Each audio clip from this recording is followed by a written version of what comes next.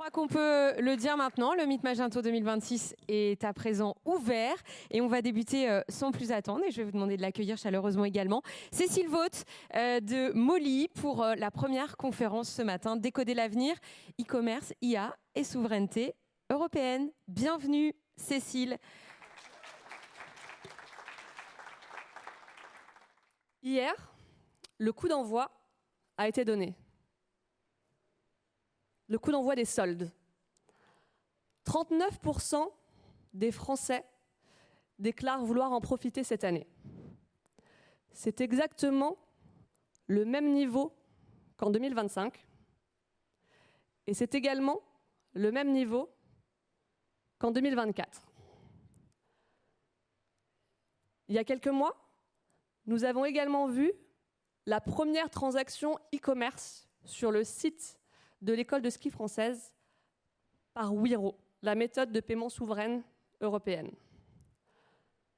Et je passerai sous silence pour le moment les dernières annonces liées au commerce agentique, tellement elles sont nombreuses.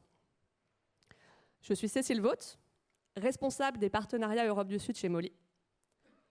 Et si je vous parle de ces quelques anecdotes ce matin, en ouverture du Meet Magento 2026, c'est pour essayer de faire un exercice qui n'est pas forcément facile, décoder l'avenir.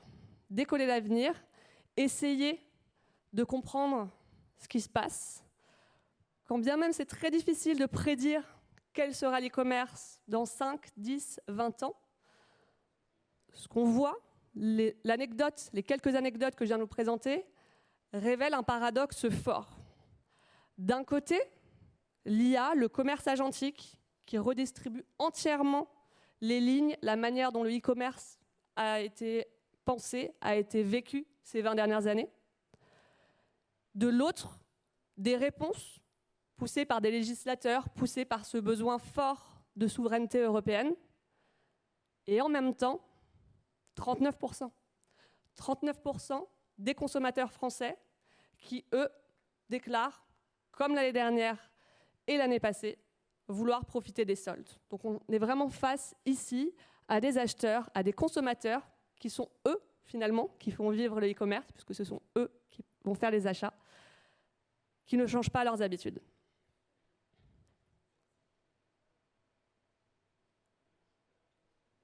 À main levée, qui, dans les 2 dernières semaines, a utilisé un agent IA pour faire une recherche, pour les aider pour un achat? Peut-être chercher un brumisateur ou un climatiseur disponible ou autre.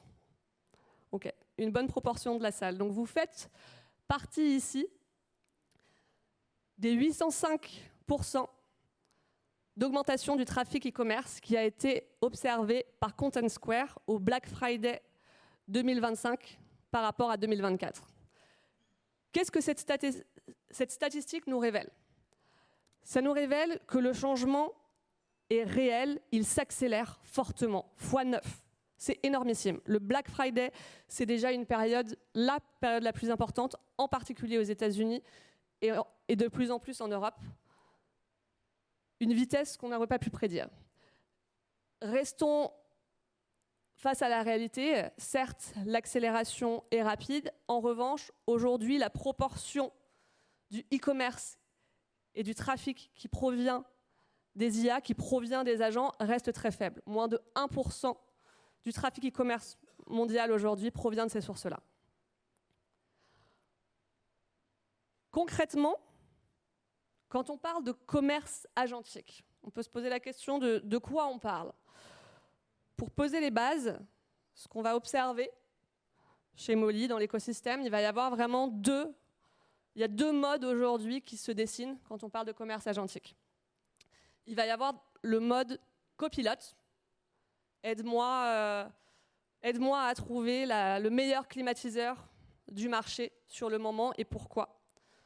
On va vraiment confier à cet agent, ChatGPT, Gemini, Claude ou autre, la mission de nous aider, de nous assister dans nos décisions. Et ensuite, nous allons aller sur la marque du marchand en passant par une plateforme pour effectuer la transaction de manière assez classique finalement.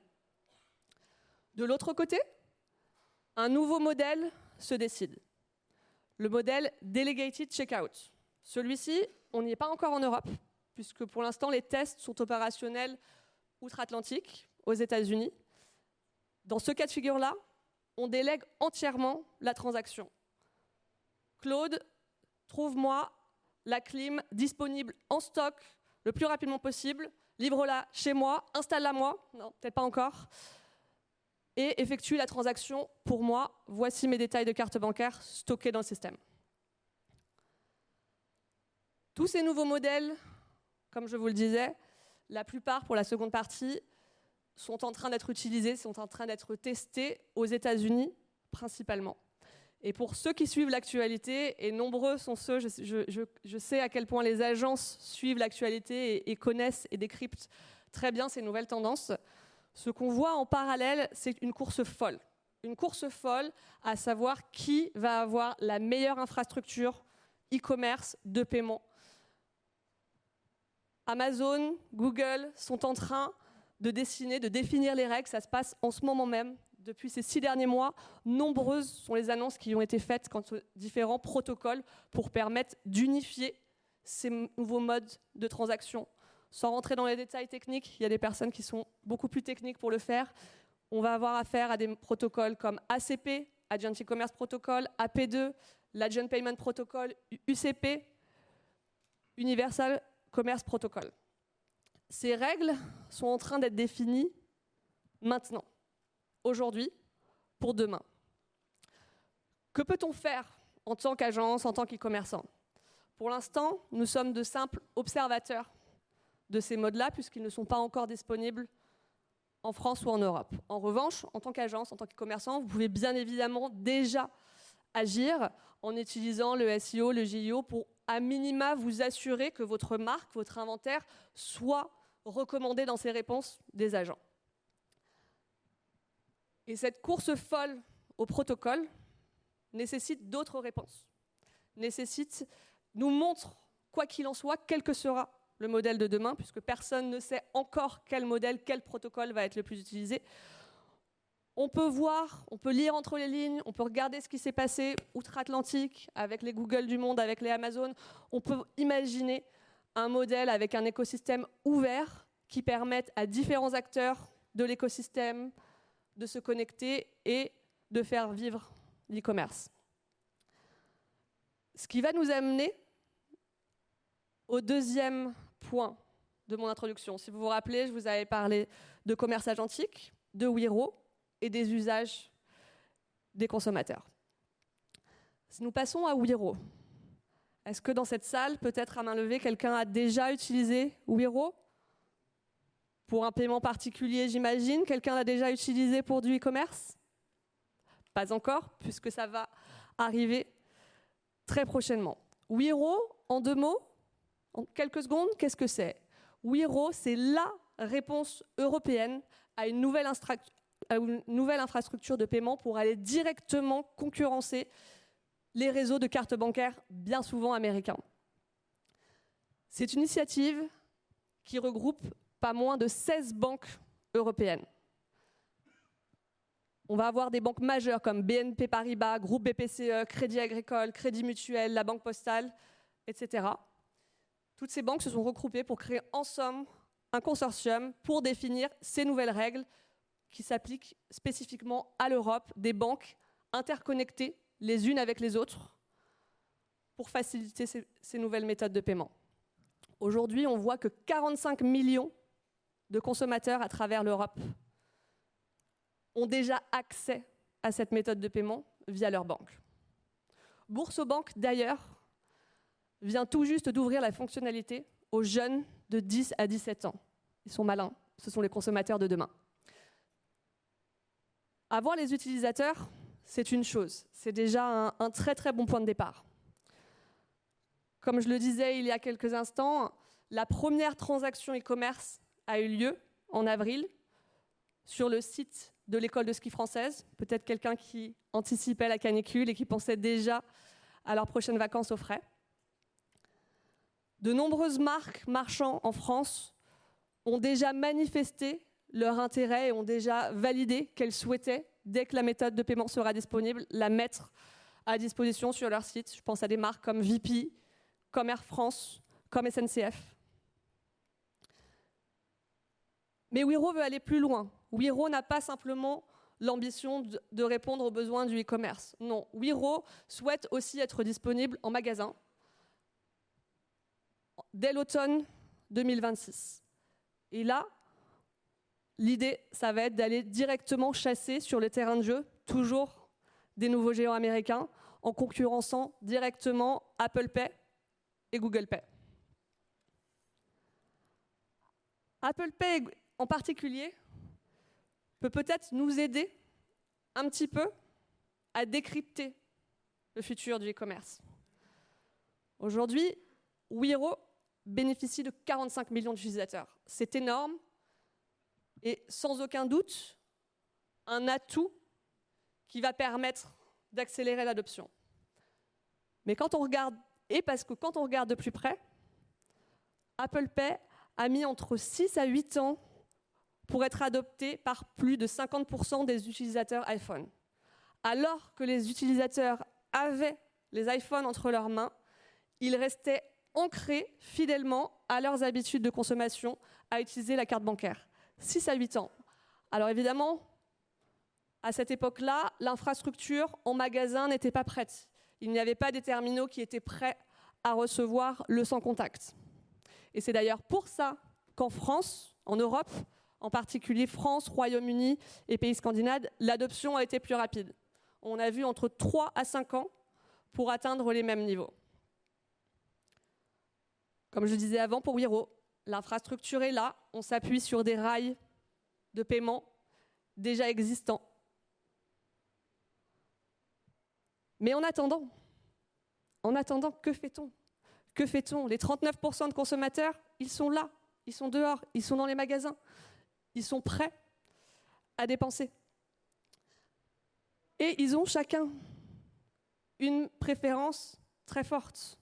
En France, la carte bancaire est la méthode de paiement numéro 1 qui est plébiscitée par les consommateurs. 71% des consommateurs l'utilisent. Mais vous le savez tous mieux que moi, le e-commerce ne s'arrête pas à nos propres frontières. C'est la chance d'avoir un marché unique que d'être en France ou peut-être aux Pays-Bas pour nos visiteurs internationaux, en Espagne également.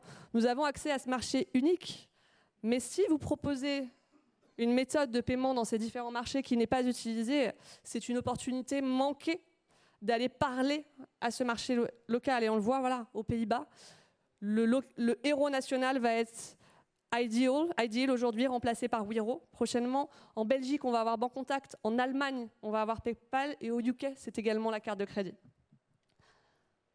C'est un bruit qui peut être difficile à décoder.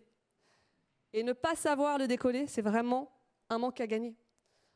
Je vais prendre l'exemple d'une marketplace de mode, de vêtements outlet, qui, elle, a su lire ce signal et aujourd'hui a pu faire jusqu'à 90 000 € d'économie par an en pensant européen, en pensant usages locaux et en permettant de sélectionner la bonne méthode de paiement pour les bons consommateurs. Cette marque s'est rendue compte, par exemple, que Klarna était la méthode de paiement utilisée la plus forte et qu'il valait peut-être mieux investir un petit peu plus cher, mais d'aller utiliser cette méthode de paiement finalement comme un moteur de croissance.